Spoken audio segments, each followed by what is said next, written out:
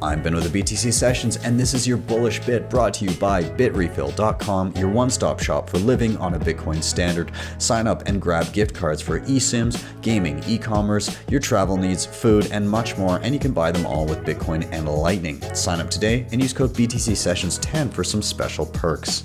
You thought I was bullish in the bull market, and if you then thought I was bullish at the bear market when we were all having fun staying poor, you would not believe the bullishness that I am experiencing right now, because the things we are taking for granted right now are absolutely earth-shattering to the Bitcoin world of 2014, 2015, 2016, 2017. Earth-shattering. You know, Bitcoin was existential when I was kind of cutting my teeth in the Bitcoin world, cruising around the subreddits, and not even on Bitcoin Twitter at the time.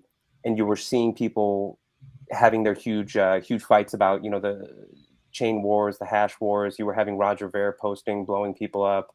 You were having Bcash rage quits.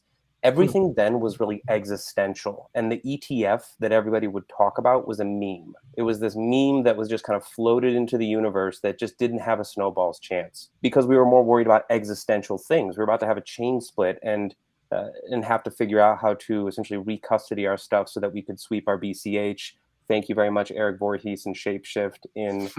Thank you very much to Roger Ver for that donation of Bitcoin that has been hodled since. But it's so boring. You know, like at the beginning of the bear market, everyone is kvetching, they're self-immolating, they're whining at each other. No, everything is fine, but they're crying. It's like the everything is fine meme. But they're not. Everyone's freaking out because they, in some way, shape, or form, nobody likes to watch their net worth get, you know, immolated to the point of, you know, non-significance compared to where it was. But the kinds of stuff that has happened just in the last 6 months is so far beyond anything that would be conceivable to somebody sitting, you know, myself included, somebody sitting in 2016 and 2017. It doesn't make any sense. Publicly traded Bitcoin mining companies, home mining companies, people buying and selling ASICs on the secondary market and using it to heat their houses, people schlepping ASICs out into the oil fields so that they could get rid of this excess natural gas, applying for ETFs, presidential candidates talking about Bitcoin, single issue voters revolving around Bitcoin. If you could sit there in 2017 and you could write a post, and there was this very apocryphal post back on Reddit back in the day,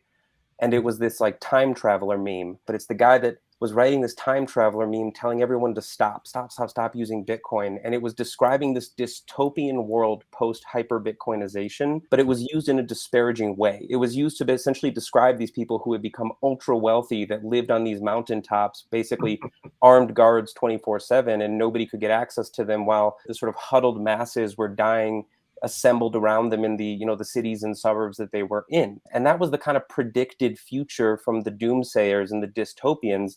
And to be in a place now where everything is boring and you have more than 7, 8 ETFs being approved and people suing the SEC and publicly traded Bitcoin companies and a slew of ways to self-custody and folks who have gone through the self-custody and gotten wrecked because they haven't done the right thing, and to have all done that in the public sphere and somehow continue to survive. I think that that's one of the greatest things on earth, is that you should, as a general principle, you should never take for granted the kinds of things that you didn't have back then and that you have now. You should always be counting your blessings. But it's so boring. And all we're doing right now is building the launchpad from which we are absolutely going to rocket into what comes next. And so that's why I'm super excited, is because if you've made it this far and you're very likely class of like 2020, 21, 22, you made it.